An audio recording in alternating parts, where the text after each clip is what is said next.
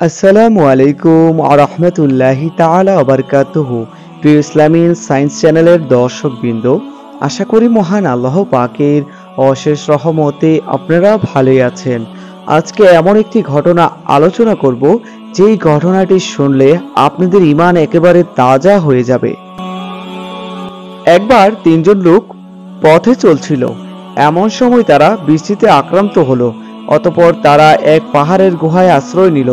হঠাৎ পাহাড় হতে একখণ্ড পাথর পড়ে তাদের গুহার মুখ বন্ধ হয়ে গেল। তখন তারা একে অপরকে বলল, নিজেদের কৃত কিছু সৎকাজের কথা চিন্তা করে বের করো, যা আল্লাহর সন্তুষ্টির জন্য তোমরা করেছো, এবং তার মাধ্যমে আল্লাহর নিকট দোয়া করো। তাহলে হয়তো আল্লাহ তাআলা তোমাদের উপর হতে পাথরটি সরিয়ে দিবেন। তাদের একজন বলতে লাগলো, হে আল্লাহ, আমার আব্বা আম্মা খুব বৃদ্ধ ছিলেন এবং আমার ছোট ছোট সন্তানও ছিল। আমি তাদের ভরণ পোষণের জন্য পশু পালন করতাম। সন্ধ্যায় যখন আমি বাড়ি ফিরতাম, তখন দুধ দোহন করতাম এবং আমার সন্তানদের আগে আমার আব্বা আমাকে পান করাতাম। একদিন আমার ফিরতে দেরি হয় এবং সন্ধ্যা হওয়ার আগে আসতে পারলাম না। এসে দেখি তারা ঘুমিয়ে পড়েছেন। আমি দুধ দহন করলাম, যেমন প্রতিদিন দহন করি তার মতো। তারপর আমি তাদের শিউরে দুধ নিয়ে দাঁড়িয়ে রইলাম। তাদেরকে জাগানো আমি পছন্দ করিনি এবং তাদের আগে আমার বাচ্চাদেরকে পান করানোর সঙ্গত মনে করিনি। অথচ বাচ্চাগুলো দুধের জন্য আমার পায়ের কাছে পড়ে কান্নাকাটি করছিল। এভাবে বোর হয়ে গেল। হে আল্লাহ, আপনি জানেন, আমি যদি শুধু আপনার সন্তুষ্টির জন্যই এই কাজটি করে থাকি, তবে আপনি আমাদের হতে পাথরটা খানিক সরিয়ে দিন, যাতে আমরা আসমানটা দেখতে পাই। তখন আল্লাহ পাথরটাকে একটু সরিয়ে দিলেন এবং তারা আসমান দেখতে পেল।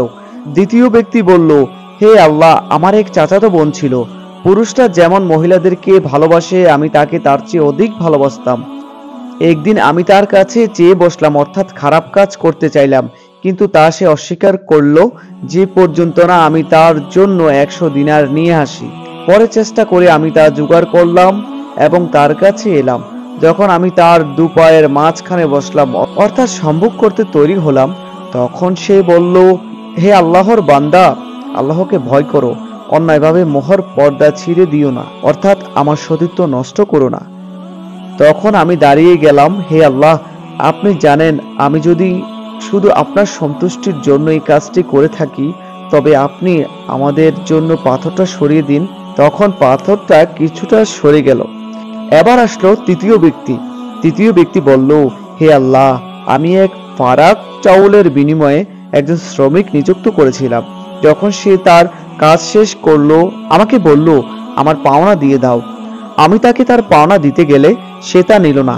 আমি তা দিয়ে কৃষি কাজ করতে লাগলাম এবং এর দ্বারা অনেক গরু ও তার রাখাল জমা করলাম। বেশ কিছুদিন পর সে আমার কাছে আসলো এবং বলল, আল্লাহকে ভয় করো, আমার মজুরি দাও। আমি বললাম, এসব গরু ও রাখাল নিয়ে নাও। সে বলল, আল্লাহকে ভয় করো, আমার সাথে ঠাট্টা করো না। আমি বললাম, আমি তোমার সাথে ঠাট্টা করছি না, ওইগুলো নিয়ে যাও।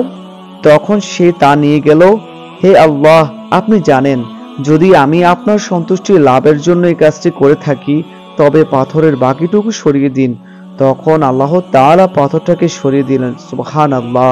প্রিয় দর্শকবৃন্দ, এটি আমার কোনো বানানো গল্প নয়।